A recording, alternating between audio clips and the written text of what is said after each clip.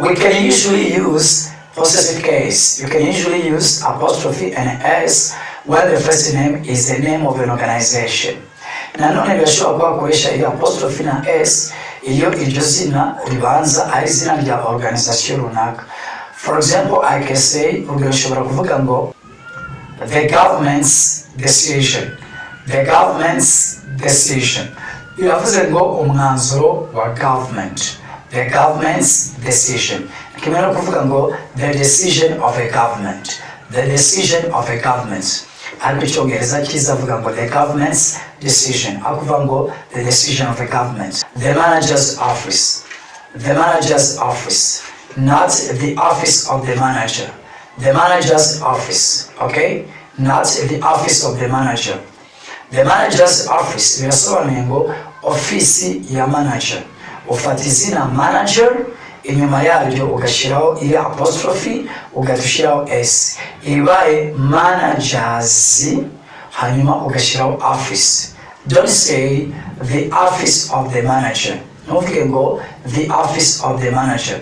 The office of the manager nacyo ni Icyongereza nibyo, ariko umunsi mubyibuke turi kwiga isomo ryibana ku cyo bita possessive case, just how to use apostrophe and an s. Nabyo nibyo the office of the manager, ariko isomo ry'uyu munsi tugambiriye kwiga apostrophe na s.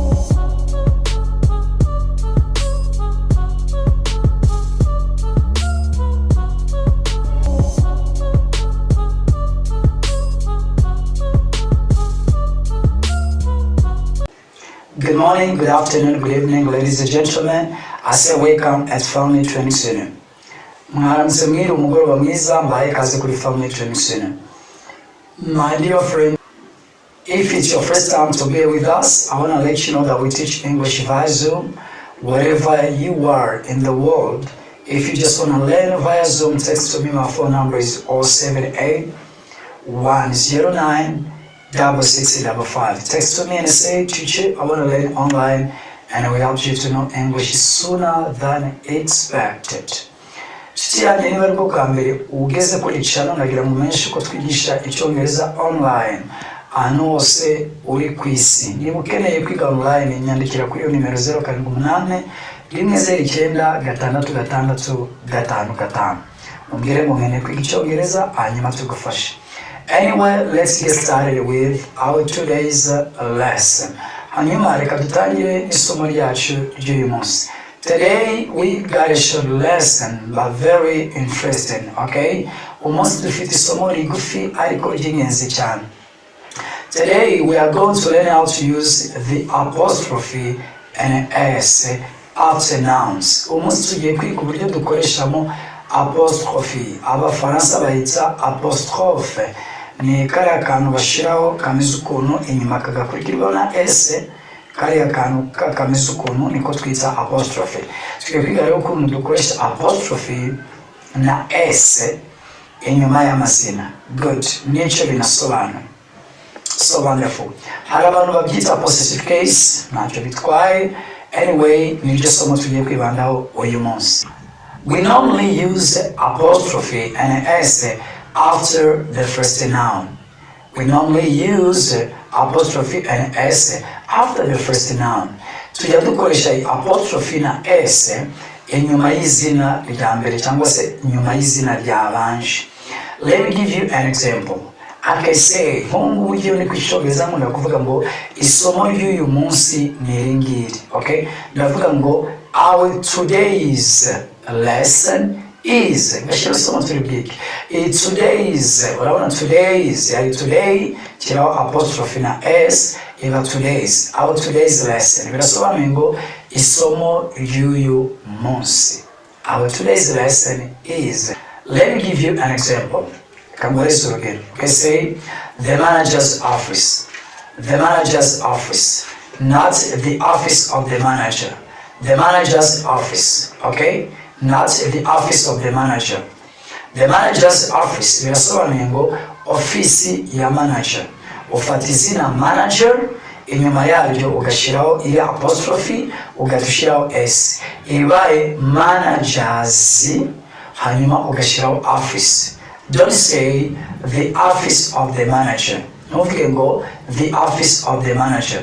The office of the manager nacyo ni icyongereza nibyo, ariko uyu munsi mubyibuke turi kwiga isomo ryibana ku cyo bita possessive case, just how to use apostrophe and an s. Nabyo nibyo the office of the manager, ariko isomo ry'uyu munsi tugambiriye kwiga apostrophe na s kugira ngo tujye tuvuga icyongereza cyiza kiri short kigufi. Ibaze uvuze ngo the office of the manager, urabona ko intebe ari ndende, nkavuga ngo manager's office. Manager's office. Umva intebe yanjye ni ngufiya cyane kandi iri perfect. Good. I wish that you spoke using possessive case. Ndakwifuza ko azajya uvuga icyongereza ukoresha possessive case. Manager's office. Manager's office, not the office of the manager. Good. Let me give you that example in which you have the possessive case. Kangoreza urundi rugero dufite possessive case. Police officer's hat. Police officer's hat. Birasobanuye ngo ingofero y'umukuru wa polisi. Police officer's hat. Don't say the hat of the police office. The hat of the police office. But say like that, as I say. Okay? A police officer's hat. A police officer's hat. Good. You can even say, ushatse wanavuga ngo John's shop. John's shop. John's shop. Bisobanuye ngo iduka rya John. Don't say the shop of John, but say John's shop. John's shop, not the shop of John. Good. Otherwise, with the things we use of. Otherwise, with the things we use of. Hanyuma iyo ikintu turi kuvuga ari ikintu, iyo subject cyangwa ikintu turi kuvuga ari ikintu, biba byiza ko dukoresha of aho ukoresha possessive case, nubwo nabyo bikoreshwa. For example, you can say, ushobora kuvuga ngo the door of the room. The door of the room, not the room's door. The room's door. The door of the room. Birasobanuye ngo umuryango w'icyumba. Say the door of the room. Ariko nuvuge ngo the room's door. Okay? Nabyo biravugwa ariko biba byiza iyo uvuze ukoresheje of. Okay? The door of the room. Another example. The beginning of the story. The beginning of the story. Birasobanuye ngo intangiriro y'inkuru. The beginning of the story. Don't say the story's beginning. The story's beginning. Bivuga ngo the story's beginning. Bivuga ngo the beginning of the story. Yes, iyo urabona ko story ni ikintu, niyo mpamvu tutabasha gukoresha possessive case. Yego nabyo birakoreshwa ariko byiza, biba byiza ukoresheje of aho ukoresha possessive case. Nice.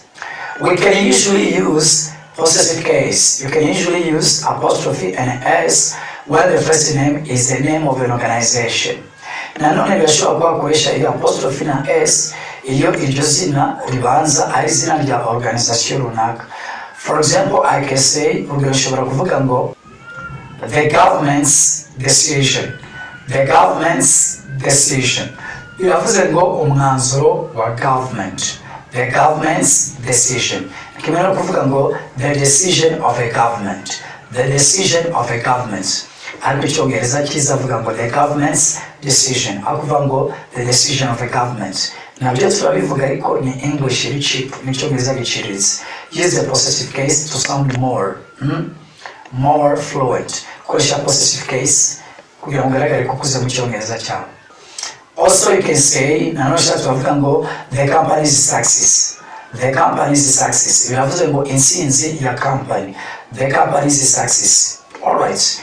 Don't say the success of the company. Bivuga ngo the success of the company nabyo turabivuga ariko that's a cheap English. Cyo ni icyongereza giciriritse. But say company's success. Bivuga company's success. You koresha apostrophe and s. Good. After a singular noun, use apostrophe and s. But after a plural noun that ends with the s, use the apostrophe only. Okay? After a singular noun, use apostrophe and an s. But after a plural noun that ends with the s, you must use only apostrophe itself. Ndavuze ngo izina riri mu buke, nujya gukoresha possessive case, uzashira apostrophe na s. Ariko niba iryo zina riri mu bwinshi, by'umwihariko rikaba risozwa na s, ntabwo uzashiraho apostrophe, mushyiraho n'indi s, wowe uzashiraho apostrophe yonyine. Let me give you an example of a singular noun and a plural noun ends by s. Reka nguhereze urugero rw'izina riri mu buke, hanyuma nguhereze n'urugero rw'izina riri mu bwinshi risozwa na s. Urebe ukuntu turakora possessive case. An example of a singular noun. Urugero rw'izina ry'ubuke ndavuga ngo my sister's room. My sister's room. My sister's room. Sister ni izina riri mu buke, ni umuntu umwe. My sister's room. You see, just I put the apostrophe and s. Hano urabona ko nashizo apostrophe na s. Good.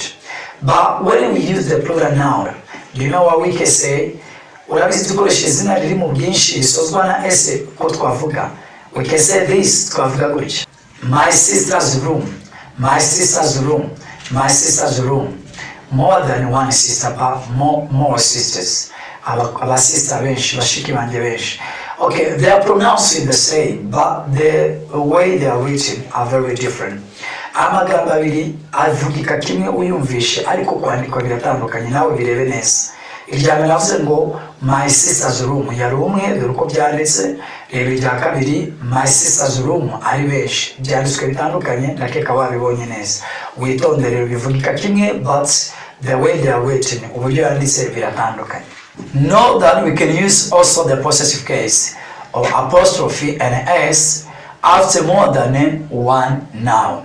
Nanone menya ko bishoboka ko twakoresha iri possessive case inyuma y'izina rirenga rimwe. Urugero nshobora kuvuga ngo John and Peter's birthday. You see, two nouns, amazina n'abiri. Hari John na Peter, ariko inyuma ya Peter nashizeho possessive case, okay? Ndavuze ngo isabukuru ya John na Peter. Good. Know that also we can use apostrophe and s when they are not followed by a noun. It's also possible. Nanone menya ko bishoboka ko twakoresha iri apostrophe na s inyuma na rindi zina rihari akaba ari byo bisoza interuro, nabyo birashoboka cyane. For example, I can say, urugero shobora kuvuga ngo John's apartment is much larger than Peter's. You see? Just ntago nshyizeho inyuma indi noun inyuma ya Peter's ngo nshyiraho apartment. John's apartment is much larger than Peter's. John's apartment is much larger than Peter's. Just urabona inyuma ya Peter's na ariko kuvuga ngo Peter's apartment, ariko bigaragara nk'ari ukurondogora, unnecessary of the repetition of the words, no gusubiramo amagambo atari ngombwa. Okay, birashoboka rero ko wakoresha possessive case inyuma yaho nushiraho noun, okay, bigasoza interuro nkuko bivuze uko bibona aho ngaho. Thanks. You can also use apostrophe and s with the time words. Nanone birashoboka ko wakoresha apostrophe na s ku magambo agaragaza igihe. For example, I can say today, uyu munsi, tomorrow, ejo hazaza, yesterday, ejo hatambutse. Washiraho iri apostrophe na s. Urugero uyu munsi ushobora kuvuga ngo today's lesson. Today's lesson birasobanuye ngo isomo ry'uyu munsi. Ni kimwe no kuvuga ngo the lesson of today. The lesson of today. Today's lesson. Okay, isomo ry'ejo hazaza. Tomorrow's lesson. Tomorrow's lesson. Ikote se ni kimwe no kuvuga ngo the lesson of tomorrow. Tomorrow's lesson. Isomo ry'ahatambutse. Yesterday's lesson. Isomo ry'ejo hatambutse. Yesterday's lesson. Ikote se ni kimwe no kuvuga ngo the lesson of yesterday. Yesterday's lesson. It's also possible that you can use the possessive case after words of the time. Birashoboka ko wakoresha possessive case inyuma y'amagambo agaragaza igihe. We can also use the apostrophe and s with the plurals of period of time. Birashoboka nanone ko twakoresha iri apostrophe na s inyuma y'amagambo ari mu bwinshi agaragaza igihe, period of a time, igihe. Urugero iyo mvuze ngo week ni icyumweru, dushobora gukoresha possessive case, birashoboka. For example, I can say, nshobora kuvuga ngo I have a week's vacation. I have a week's vacation. I have a week's vacation. I have a week's vacation. I have a week's vacation. I have a week's vacation. Bivuze ngo mfite ikiruhuko cy'icyumweru. Okay? Mfite ikiruhuko cy'icyumweru.